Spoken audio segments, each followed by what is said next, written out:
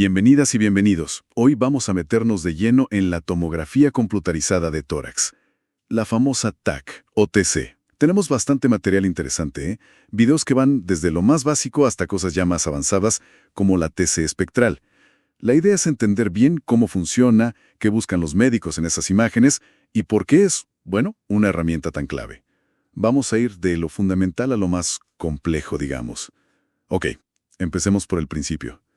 ¿Qué es exactamente una TAC? ¿Es como una radiografía pero más potente? Sí y no. O sea, sí usa rayos X como una radiografía común, pero la diferencia es enorme. Imagínate que la radiografía es como una sombra, ¿viste? Plana. Ajá. La TAC, en cambio, toma muchísimas fotos de rayos X desde todos los ángulos posibles, mientras el tubo de rayos X gira, bueno, rapidísimo alrededor de la persona. Que está acostada en una camilla, ¿no? Exacto. En una camilla que se va moviendo a través de ese aro grande, el gantry. Y con toda esa información, la computadora reconstruye imágenes transversales, como si fueran rebanadas del tórax. Entiendo, como rebanadas de pan, pero del cuerpo. Increíble. ¿Y cómo se genera la imagen en la pantalla a partir de esos rayos? Bueno, es un proceso súper interesante. La base es algo que llamamos atenuación. Atenuación. Sí, cada tejido, aire, grasa, músculo, hueso, líquido, frena, o sea, atenúa los rayos X de manera distinta. Los detectores, que están del otro lado del paciente, miden cuánta radiación les llega después de atravesar el cuerpo. Ok. Y una computadora, que es muy potente, procesa todos esos datos de atenuación desde cada ángulo y, bueno, reconstruye la imagen. Cada puntito de la imagen, que llamamos píxel, representa un pequeñísimo cubo de tejido, un voxel. Y me imagino que esos grises no son al azar. Escuché algo de las unidades Hounsfield. ¿Tiene que ver con eso? Exactamente. No es solo una foto en grises. Es un mapa cuantitativo de densidades. A cada píxel se le asigna un valor numérico. Las unidades Hounsfield, o UH, Ajá. es una escala fija. El aire, por ejemplo, que casi no frena los rayos, es 1000 UH, se ve muy negro. El agua pura es 0 UH. Y el hueso, que los frena muchísimo, es plus 1000 UH o incluso más, y se ve muy blanco. Claro. Y todo lo demás, grasa, músculos, órganos, cae en valores intermedios. Esta escala es, bueno, fundamental para interpretar qué estamos viendo. Súper interesante. Y para la persona que se hace el estudio, ¿cómo es? ¿Hay que prepararse mucho? Generalmente, se pide un ayuno de unas 4 horitas. Más que nada por si acaso se necesita usar contraste intravenoso. Ok. Te ponen una vía en el brazo, te acostás en la camilla y lo más importante es quedarse súper quieto mientras la camilla se mueve a través del gantry. ¿Y eso tarda mucho? Mira, con las máquinas de ahora es muy rápido. El escaneo en sí puede durar segundos nada más. Si te inyectan contraste, sí, es normal sentir como una oleada de calor por el cuerpo, pero pasa enseguida. ¿Y después? Después, nada especial. Se recomienda tomar bastante agua para ayudar al cuerpo a eliminar el contraste, si es que se usó. Bien. Mencionaste el contraste. Y antes hablábamos de la escala de grises. Pero, me imagino que muchos tejidos blandos deben tener densidades parecidas en esa escala Hounsfield. ¿Cómo hacen para distinguirlos? Muy buena pregunta. Ese es un desafío. Si viéramos todo el rango de grises de golpe, desde -1000 hasta +1000, sería como una foto lavada, ¿viste? Muchos detalles se perderían. Claro. Y ahí es donde entran las ventanas. Ventanas. Como filtros. Exacto, es como ajustar el brillo y el contraste en una foto digital. Seleccionamos un rango específico de unidades Hounsfield que queremos ver con detalle y la computadora ajusta la escala de grises para mostrar solo ese rango. Así optimizamos la visualización para distintos tipos de tejido. O sea, con la misma información base, pueden resaltar distintas cosas. ¿Cuáles son las ventanas clave en tórax? Principalmente usamos dos.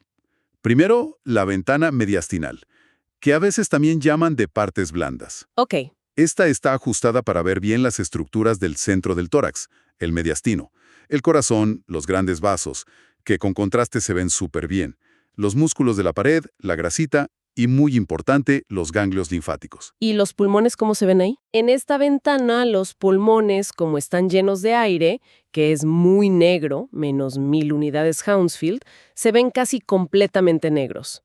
No podemos ver el detalle adentro del pulmón. Entiendo. ¿Y la otra ventana? La otra es fundamental, la ventana pulmonar. Esta ajusta la escala de grises para el rango de densidades del parénquima pulmonar, o sea, el tejido del pulmón en sí. Ah, para ver adentro del pulmón. Exacto. Es esencial para ver los pequeños vasos pulmonares, las vías aéreas chiquitas y sobre todo para detectar alteraciones como nódulos, enfisema, que es destrucción del tejido, signos de fibrosis o inflamación. Cosas que en la ventana mediastinal pasarían totalmente desapercibidas. O sea que siempre miran las dos. Siempre. Una para el contenedor y el centro, y otra para el contenido, los pulmones. Queda clarísimo. Y volviendo un segundo al contraste, ¿por qué se usa tan seguido en el tórax?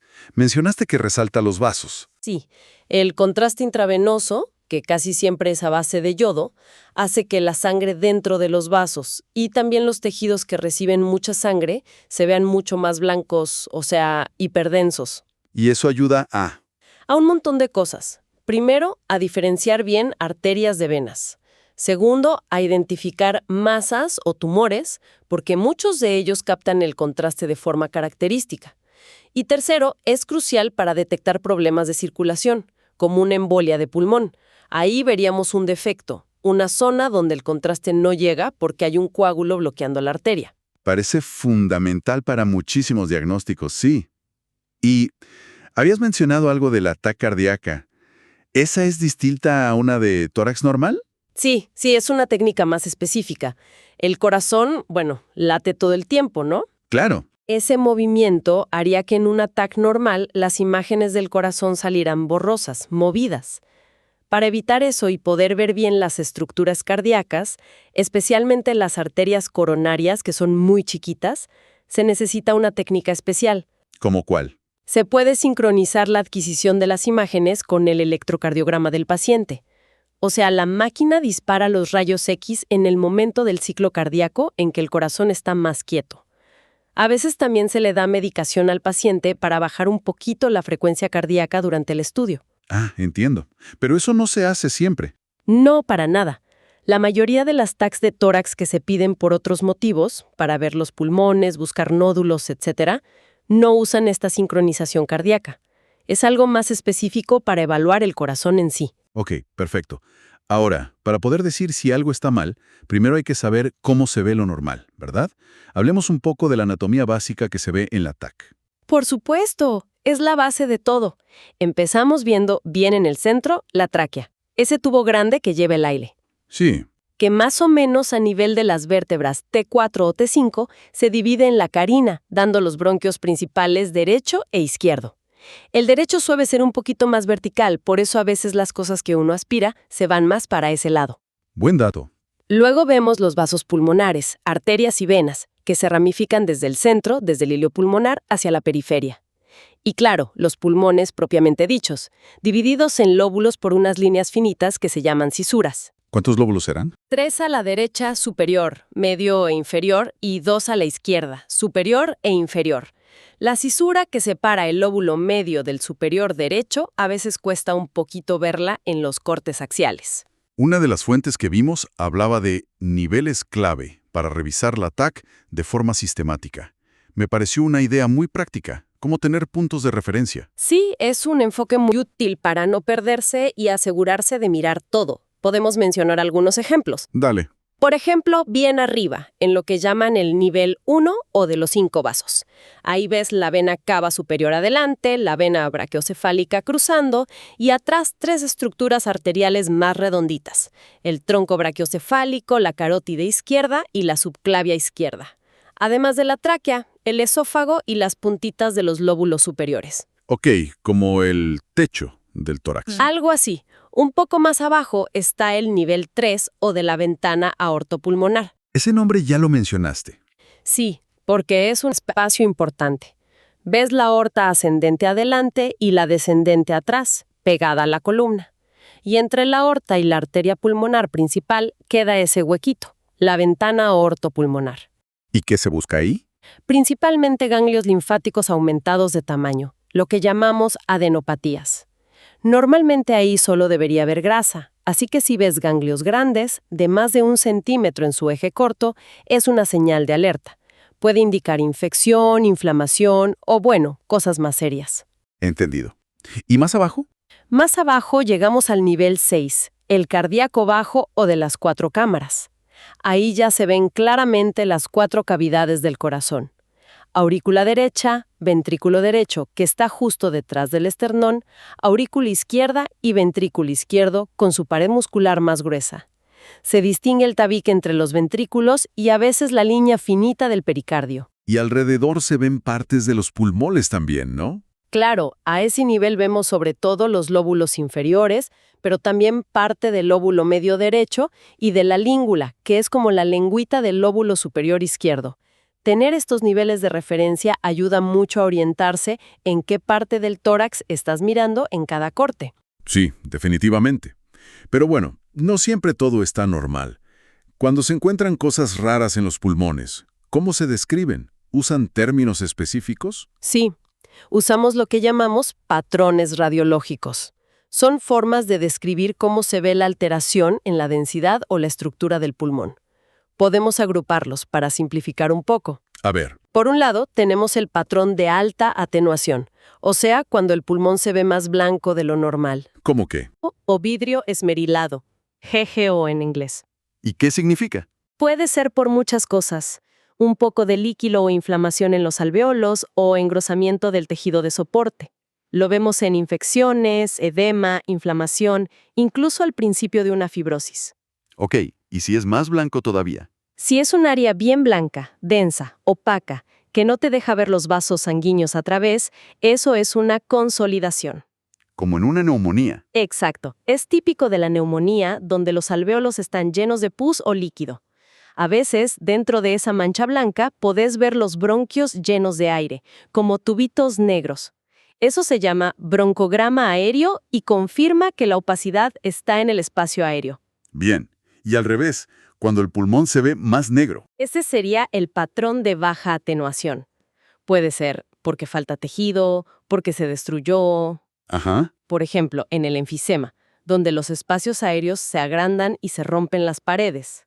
O podemos ver quistes, que son como bolsas de aire con paredes finitas. O cavitaciones, que son agujeros pero con paredes más gruesas, a menudo dentro de una consolidación o una masa. Y el famoso panal de abejas. Así, el panal de abejas, honeycombing, es un signo de fibrosis pulmonar ya avanzada. Son quistes chiquitos, agrupados, generalmente en la periferia del pulmón. Es un patrón de baja atenuación, pero indica cicatrización irreversible. Entiendo. ¿Hay otros patrones importantes? Sí, también está el patrón nodular. Es cuando ves múltiples opacidades redonditas. Si miden menos de 3 centímetros, son nódulos. Y si son muy chiquititas, menos de 3 milímetros, los llamamos micronódulos. ¿Y ahí qué importa? ¿El tamaño? El tamaño importa, pero sobre todo la distribución. ¿Dónde están esos nódulos? ¿Están en el centro de las unidades pulmonares, centrilobulillares? ¿Siguen los tabiques y la pleura, perilinfáticos, o están desparramados al azar, aleatorios? ¿Y eso da pistas sobre la causa? Muchas. Por ejemplo, una distribución centrilobulillar a menudo sugiere algo que llegó por la vía aérea, como una infección. Una distribución aleatoria puede ser por algo que llegó por la sangre. Hay un signo muy específico llamado árbol en gemación o árbol en brote. Suena pintoresco. ¿Lo es? Son como ramitas que terminan en puntitos blancos, como brotes. Es un tipo de patrón centrilobulillar y es muy sugestivo de infección o inflamación en las vías aéreas más pequeñas. ¡Qué detalle! ¿Y el último patrón que mencionaste? El patrón reticular es cuando el pulmón toma una apariencia de red. ¿Una red? Sí, como si vieras muchas líneas entrecruzadas. Generalmente se debe al engrosamiento de los septos interlobulillares, que son como las paredes que dividen las unidades básicas del pulmón. Indica que hay un problema en el esqueleto del pulmón, en el intersticio.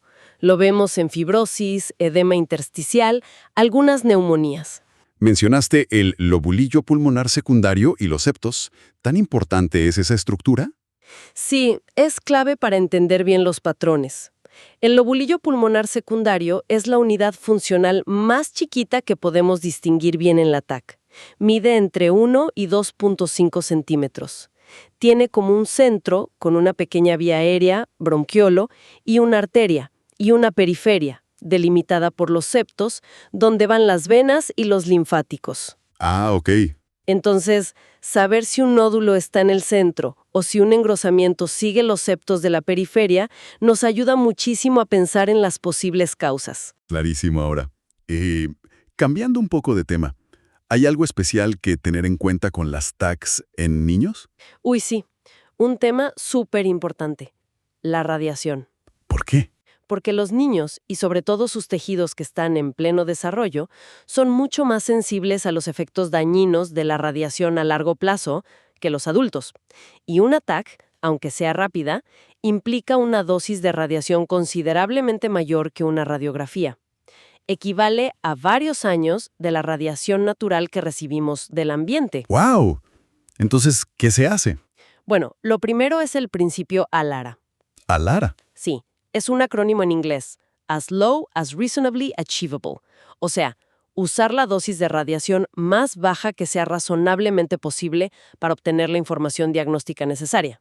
¿Y cómo se aplica eso en la práctica? Primero, justificar muy bien cada estudio. ¿Realmente necesitamos la TAC? ¿Podríamos obtener la información con otro método que no use radiación ionizante, como una ecografía o ultrasonido o una resonancia magnética? A veces sí, a veces no. Claro. Si la TAC es indispensable, entonces hay que usar protocolos pediátricos específicos que ajustan la dosis de radiación al tamaño y peso del niño. No se puede usar la misma dosis que para un adulto. Y evitar repetir estudios innecesariamente. Entendido. ¿Alguna otra diferencia en niños? Sí, también hay diferencias anatómicas normales que hay que conocer para no confundirlas con patología. La más clásica es el timo. ¿El timo? Es un órgano del sistema inmune que está en el mediastino, delante del corazón y los grandes vasos. En los bebés y niños pequeños, el timo es bastante grande y denso, y se ve bien en la TAC. En los adultos, en cambio, se atrofia y se reemplaza por grasa. Así que ver una masa en esa zona en un niño puede ser simplemente el timo normal. Qué importante saber eso. Bueno, ya para ir terminando, las fuentes hablaban de una tecnología más nueva, más avanzada, la TAC espectral o de energía dual. Suena complejo. La idea base es bastante ingeniosa, la verdad. Las TACs convencionales usan un haz de rayos X con una sola energía promedio, digamos, un solo kilovoltaje kVp. Ajá. La TAC espectral, en cambio, usa dos niveles de energía distintos, uno más bajo y uno más alto. Puede hacerlo con dos tubos de rayos X y dos detectores, o con un solo tubo que cambia muy rápido la energía, o con detectores especiales que pueden diferenciar las energías que les llegan. Ok. ¿Y para qué complicarse usando dos energías? ¿Qué ventaja tiene eso? Ahí está el punto. Resulta que diferentes materiales del cuerpo interactúan de forma distinta con los rayos X de baja y alta energía. ¿Cómo? El yodo del contraste y el calcio de los huesos, por ejemplo, frenan mucho más los rayos de baja energía que los de alta energía. Se ven mucho más brillantes a bajo kVp. Otros materiales, como el agua o la grasa, tienen un comportamiento más estable entre las dos energías. Ajá. Interesante. ¿Y esa diferencia se puede aprovechar? Exactamente. El software de la máquina puede analizar esa diferencia de atenuación entre las dos energías para cada voxel y darnos información adicional más allá de la simple densidad Hounsfield. ¿Qué tipo de información? Varias cosas muy útiles.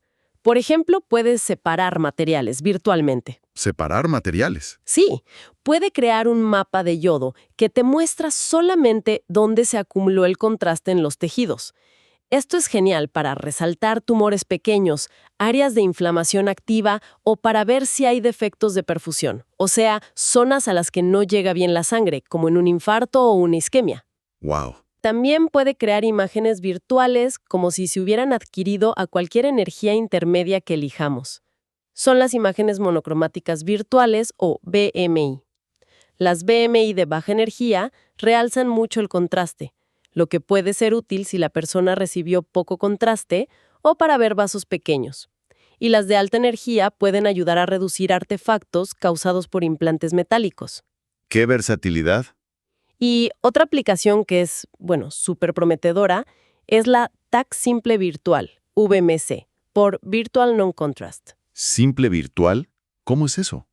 El software puede identificar la señal que corresponde al yodo del contraste en una imagen adquirida después de inyectarlo y restarla digitalmente. El resultado es una imagen que se parece mucho a la que se habría obtenido si se hubiera hecho la TAC sin contraste. O sea que te podrías ahorrar hacer la fase sin contraste inicial en muchos casos. Exactamente. Y eso significa reducir la dosis total de radiación para el paciente, lo cual es un avance importantísimo, sobre todo pensando en lo que hablábamos, de los niños o de pacientes que necesitan seguimientos frecuentes. Impresionante. Es como si la TAC empezara a ver no solo la forma y la densidad, sino también un poco la química de los tejidos. Correcto. Va más allá de la anatomía pura y nos da información sobre la composición y la fisiología. Aunque todavía es una tecnología más cara y no está en todos lados, sin duda marca una dirección hacia dónde va la imagenología. Obtener mucha más información con un solo estudio. Fascinante, la verdad. Bueno, creo que hemos hecho un recorrido bastante completo, ¿no? Desde los principios básicos de cómo se forma una imagen de TAC, pasando por las ventanas, el contraste, la anatomía clave que hay que conocer, los patrones de enfermedad que se buscan, las precauciones en pediatría, hasta asomarnos a estas tecnologías más nuevas como la energía dual. Queda claro que la TAC de tórax es una ventana, increíblemente potente para mirar dentro nuestro. Entender un poco cómo funciona nos ayuda a valorar toda la información que puede darnos para diagnosticar y seguir un montón de condiciones. Totalmente. Y quizás para cerrar con una reflexión. Hemos visto cómo la tecnología avanzó desde ver sombras en una placa a mapear densidades con la TAC convencional y ahora con la energía dual empezamos a diferenciar materiales por su comportamiento energético, que se relaciona con su composición atómica. Esto nos lleva a preguntarnos, dado que la tecnología sigue avanzando para ver más allá de la simple forma, ¿qué procesos fisiológicos o bioquímicos que hoy medimos de forma indirecta o invasiva podrían las futuras generaciones de TAC, quizás con otras energías o detectores, permitirnos visualizar directamente, en acción, dentro del cuerpo vivo? Una pregunta que abre un montón de posibilidades a futuro. Muy interesante. Muchísimas gracias por esta exploración tan detallada. Y gracias a quienes nos acompañaron.